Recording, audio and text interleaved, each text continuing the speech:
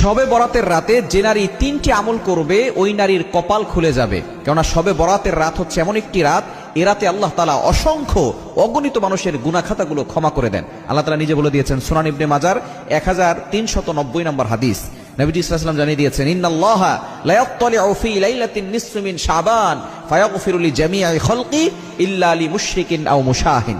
এ রাতে আল্লাহ তাআলা সন্ধ্যার পরে মাগরিবের নামাজের পরপরই আল্লাহ পাক রব্বুল আলামিন মানুষের দিকে দৃষ্টিপাত করেন, প্রথম আসমানে চলে আসেন এবং আল্লাহ পাক রব্বুল আলামিন সকলের দিকে দৃষ্টিপাত করে সকলকে সাধারণ ক্ষমার ঘোষণা করে দেন। তবে দুই শ্রেণীর মানুষকে আল্লাহ ক্ষমা করেন না। এক নম্বর হচ্ছে যারা মুশরিক, আল্লাহর সাথে শিরিক করে। দ্বিতীয় নম্বর যারা মুশাহিন, যারা আল্লাহর সাথে হিংসা করে, মানে কারোর সাথে হিংসা পোষণ করে, এদেরকে আল্লাহ তাআলা ক্ষমা করেন না। এজন্য এই দুইটি কোয়ালিটি থেকে আমাদেরকে দূরে সরে আসতে হবে এবং নারীরা, মা বোনরা 3টা কাজ করবে। এক নম্বর হচ্ছে আপনি আপনার প্রয়োজনের নামাজগুলো পড়বেন। প্রয়োজনীয় যে জিনিসগুলো আছে, সলাতুল হাজত, আপনি 2 রাকাত নামাজ পড়তে পারেন।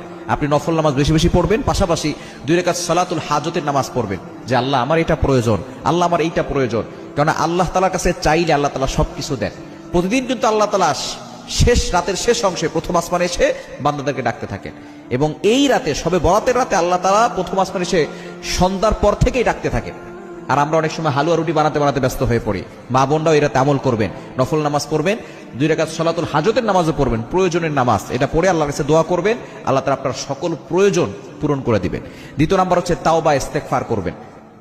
যত বেশি পারেন তাওবা করবেন, ইস্তেগফার করবেন। আল্লাহ তাআলা নিজে বলে দিয়েছেন 28 নম্বর পারার 20 নম্বর পৃষ্ঠার 2 নম্বর লাইন, সূরা তাহরিমের 8 নম্বর আয়াতে, ইয়া আইয়ুহাল্লাযীনা আমানু তুবু ইলাল্লাহি তাওবাতান নাসুহা, ও ইউ হ্যাভ বিলিভার্স, ঈমানদারগণ তোমরা সঠিকভাবে তাওবা করো, তোমাদের সব গুনাহ আল্লাহ তাআলা ক্ষমা করে দিবেন। এজন্য সঠিকভাবে আল্লাহর কাছে তাওবা করতে হবে, তাওবা ইস্তেগফার করবেন, ক্ষমা প্রার্থনা করবেন।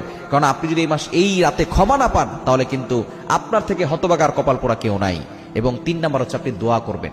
আপনার যত চাহিদা আছে, এই চাহিদাগুলো, আপনার আকাঙ্ক্ষাগুলো আল্লাহর কাছে বলবেন, জিকির আজকার করবেন, কোরআন তেলাওয়াত করবেন, আল্লাহর প্রশংসা করবেন, সুবহানাল্লাহ, আলহামদুলিল্লাহ, লা ইলাহা ইল্লাল্লাহ, আল্লাহু আকবার, এবং পাশাপাশি আল্লাহর কাছে দোয়া করবেন।